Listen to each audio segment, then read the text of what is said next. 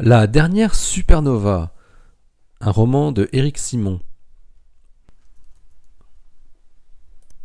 Novembre 2025. Depuis le congrès de Cleveland, de nombreuses équipes d'astrophysiciens s'étaient lancées dans la caractérisation du vent de pulsar. La NASA était tout particulièrement intéressée et on comprenait pourquoi. Les agences européennes et chinoises lui avaient emboîté le pas. Des crédits avaient été très vite alloués pour adresser cette problématique auprès des meilleures équipes un peu partout dans le monde. L'une des questions qui revenait sans cesse était celle de la dose. Quelle dose de rayonnement les astronautes du village lunaire et ceux de la station spatiale allaient subir s'ils étaient à leur poste de travail au moment où le premier souffle du vent de pulsar arriverait ? Il fallait d'abord estimer au mieux la quantité totale de plasma en train d'arriver.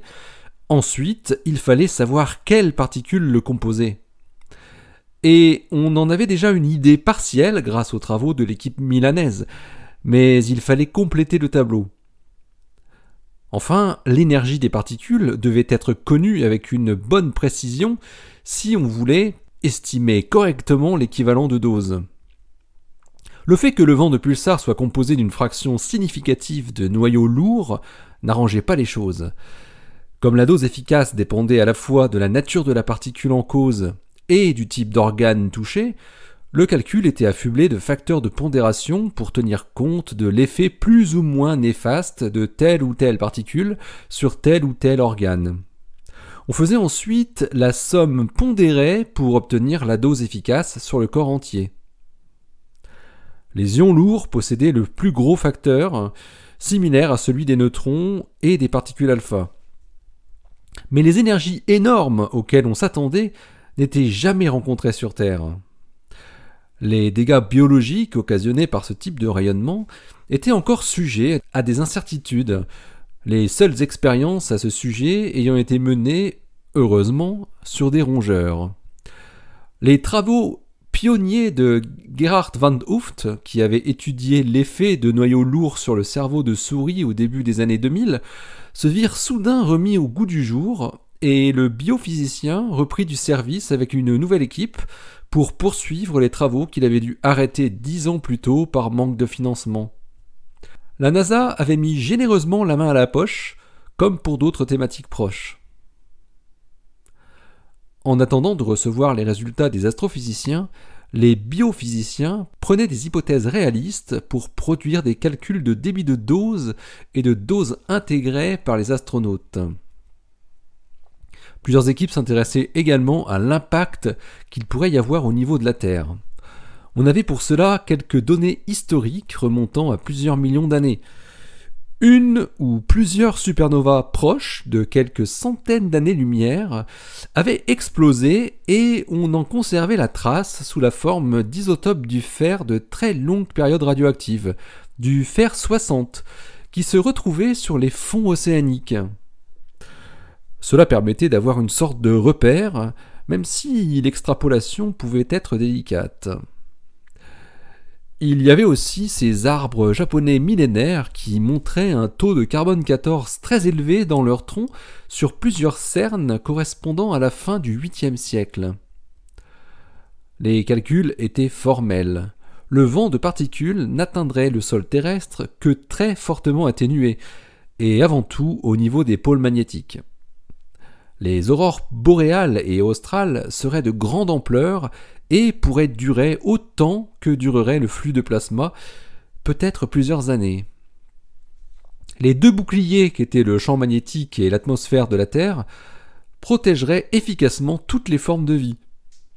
Les spécialistes concluaient tout de même que, même si cela n'aurait pas d'effet mesurable au niveau du sol, la fraction de rayons cosmiques primaires parvenant dans la haute atmosphère et y créant de grandes gerbes de particules secondaires augmenterait fortement.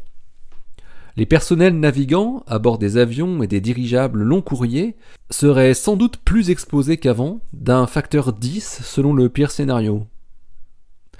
Les gerbes de particules secondaires pourraient être détectées par les observatoires spécialisés ce qui permettrait d'en savoir plus sur la nature et l'énergie de ces particules, et ainsi tester les modèles de vent de pulsar et les scénarios dosimétriques. L'équipe de Lars Lindart se pencha très sérieusement sur la structure du résidu de Betelgeuse, car c'était là que résidait la plus grosse question, celle de la quantité de matière contenue dans ce vent de pulsar. En considérant les nouvelles valeurs de masse pour le cœur et l'enveloppe de la supergéante, il fallait modéliser l'explosion pour contraindre quelle pouvait être l'épaisseur de l'enveloppe qui se trouvait encore à une distance inférieure à 100 millions de kilomètres de la surface de l'étoile à neutrons après le passage de la première onde de choc. C'était cette couche qui était susceptible d'être accélérée via les interactions complexes du champ magnétique. La quantité de matière donnerait également une idée de la durée du phénomène.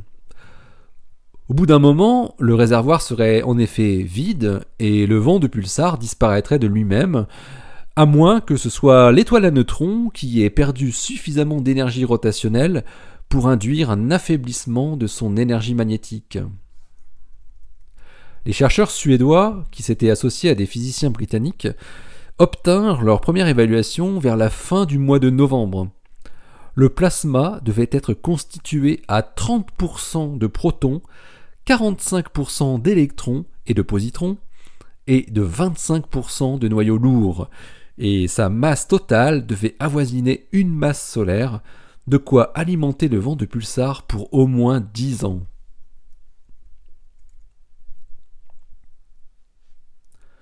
La responsable de la communication était formelle. On parlait encore trop dans les médias de la supernova, même un an après, ainsi que des activités lunaires.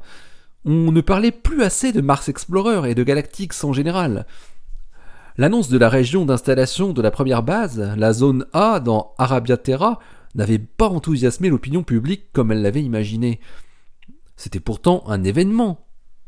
On montrait l'endroit où l'homme poserait le pied pour la première fois sur Mars.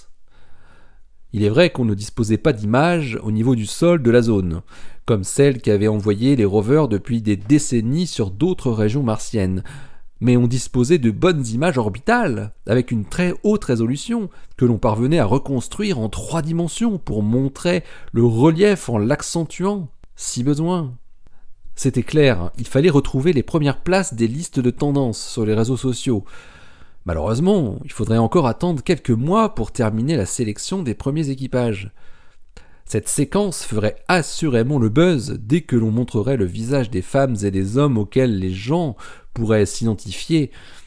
Mais en attendant, il fallait trouver d'autres voies de buzzing et reléguer définitivement la supernova à un rang moins élevé.